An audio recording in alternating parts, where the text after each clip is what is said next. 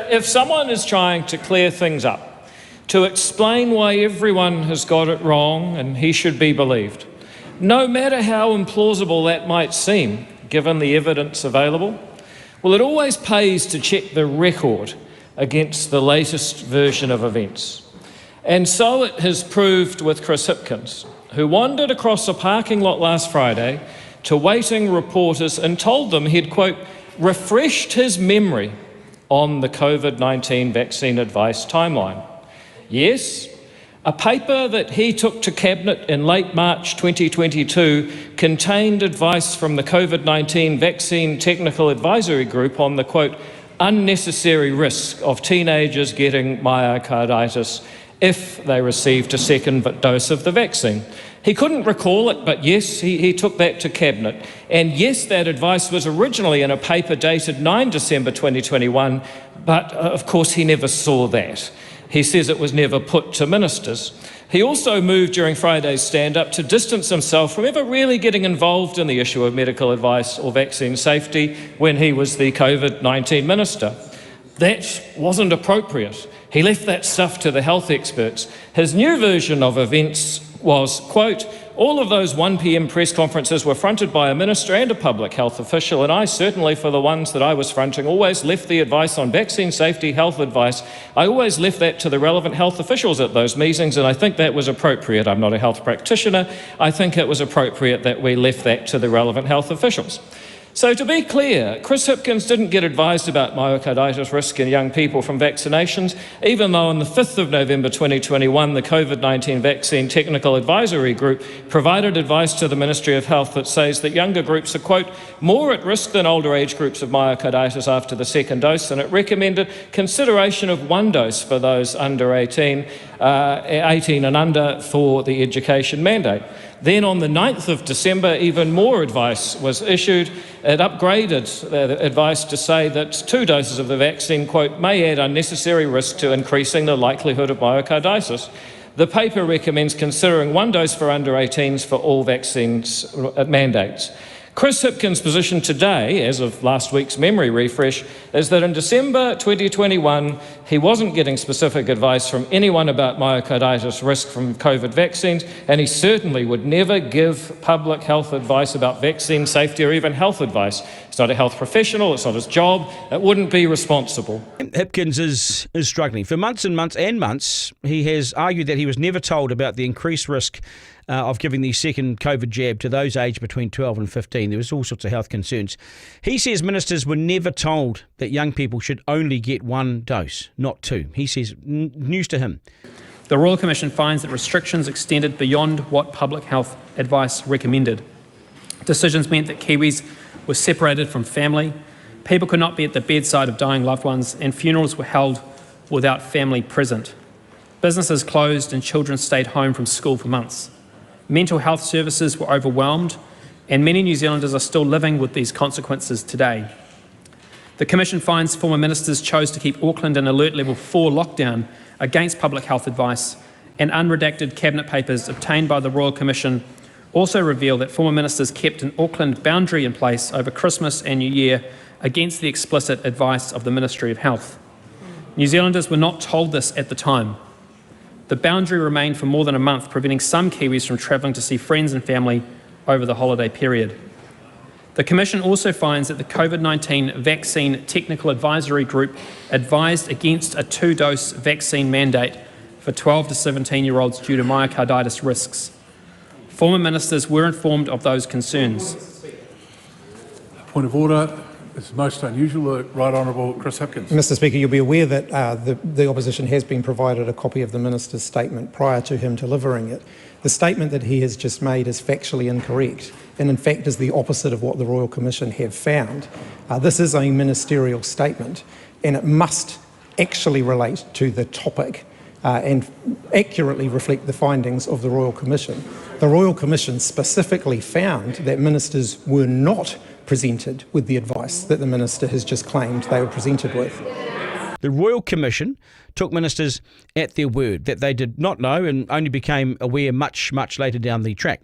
However, crucially, official documents released to the Editor-in-Chief contradict that and suggest not only did Hipkins know, but he chaired meetings where the risks were discussed, and he was also aware of the move to remove any mention of some of these health concerns in official communication. In short, these papers appear to show not only did Hipkins know as early as August the 13th, 2021, about health concerns for teenagers of the double jab, but it was deliberately brushed under the carpet as the government pushed ahead with the two-jab message. And the paperwork says that really clearly. Point of order, the Royal Commission finds that on the 22nd of December 2021, their briefing was made available to the Minister for COVID-19 Response, the Honourable Chris Hipkins, of those concerns. Yeah. I think this is very important because it's a representation of the Royal Commission's findings. And I'll quote directly from paragraph 495 of the Royal Commission's report. We consider the failure to ensure this specific advice reached ministers and the public was significant. That is the finding of the Royal Commission.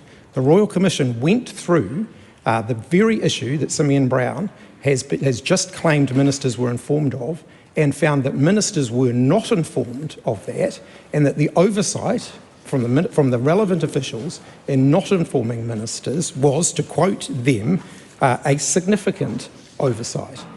The Royal Commission took ministers at their word that they did not know and only became aware much, much later down the track. And after reading through these official documents, it's clear that Hipkins is not just present at these crucial vaccine meetings, but he's the bloody chairman of them. He's running the meeting. So to believe that he knew nothing about the risks at the time, Hipkins either had to be asleep in the meetings, not paying attention, not have read his own cabinet papers and cabinet committee papers, or he's simply not told the truth. And given the meetings were strangely not minuted, he stuck his hands in the air and said, we were not told strategy. But it falls apart now that these documents have finally been released. The paperwork as far back as August the 13th, 2021 is specific about the concerns of the two jabs for teenagers. Ask the question. Well, speaking to the point of order...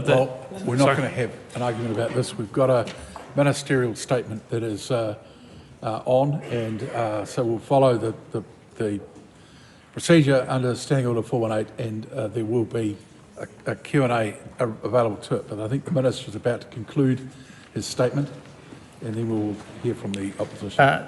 Mr Speaker, the two-dose mandate remained in place regardless for both workplace environments and extracurricular activities such as sport. The paper trail now stretches back to August 2021. Here's the paperwork, and it's clear. Hipkins is in charge of this. He's chairing the crucial meetings.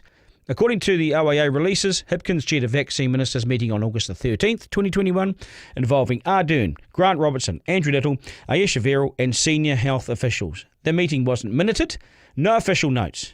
Unusual. No formal record. Unusual.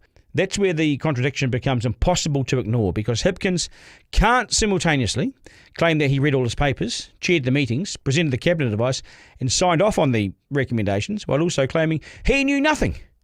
Both things cannot be the same and they cannot be true. I think it's 6.0. There's a point there where they say let's remove myocarditis from the official comms.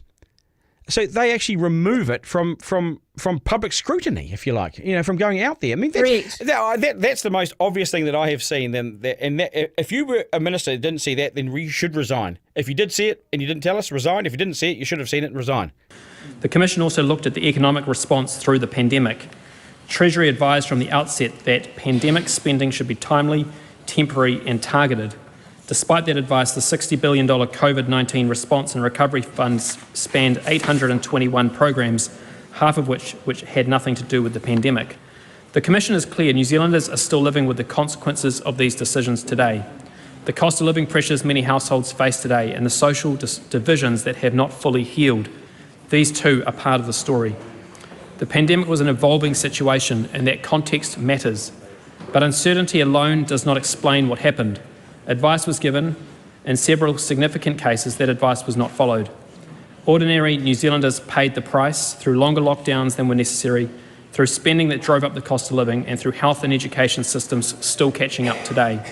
Here's the problem with this story so far.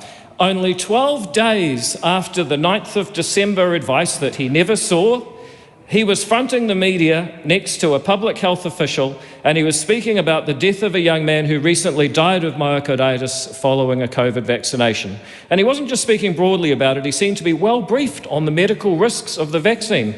One news headline reads, "Risk of COVID far outweighs the risk of myocarditis." Hipkins. But my overall message to all New Zealanders is that the vaccine is a very safe vaccine, and that any small risk associated with the vaccine is by far outweighed by the risk of getting COVID-19. And so vaccination is still absolutely the best course of action.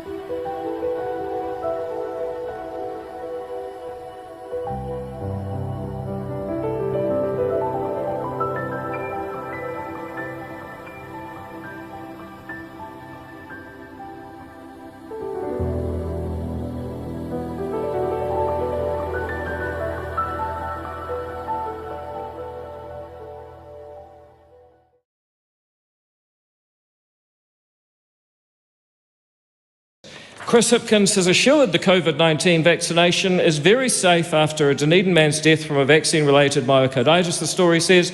He then went on to do precisely what he said last Friday that he never did at a 1 p.m. press conference. My overall message to all New Zealanders is the vaccine is very safe, that any small risk associated with the vaccine is by far outweighed by the risk of getting COVID-19, and so vaccination is absolutely the best course of action, he said. Well, thank you, Dr. Hipkins. You managed to get vaccine safety and health advice into the same soundbite. His claim about something so important as the safety of young people and whether they should be legally mandated to have a second dose of the vaccine wasn't brought to his attention, simply defies belief. They were developing advice, they were issuing advice. He was clear, he wouldn't go in front of the media and spoken so forcefully about it just 12 days after the paper he never read, or would he? Fundamentally, there are only two possibilities here. Either he really did manage to avoid reading anything through this whole period, and when he spoke to the media doing the thing he now says he never did, he was doing it without having read any of the advice. And when he did it, the Ministry of Health, who were issuing that advice, didn't think to get on the phone and say, "Excuse me, Minister, given the advice was sent you lately, you shouldn't have said that." I don't think that that is remotely credible. Here we have yet another contradiction of Chris Hipkins. He did it with Charlotte Ballas. He did it with the two women who were going up north accused of being prostitutes. This is somebody who wants the trust of New Zealanders to be Prime Minister, and here is yet more information as the story unwinds that he does not deserve that trust.